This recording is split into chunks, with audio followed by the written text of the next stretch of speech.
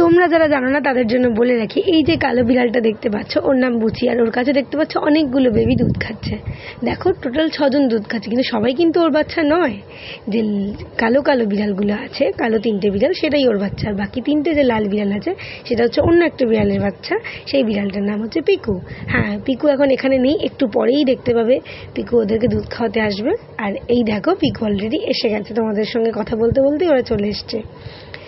লাল বাচ্চা দুটো পিকুর বাচ্চা, লাল 3টে বাচ্চা হচ্ছে পিকুর বেবি। ওরা বেশ দুজনে খুব ঝগড়া করতো একসময়, পিকু আর বুচি দুজনে, কিন্তু বাচ্চাগুলো হওয়ার পর থেকে ওদের মধ্যে ইউনিটি বেড়ে যায়।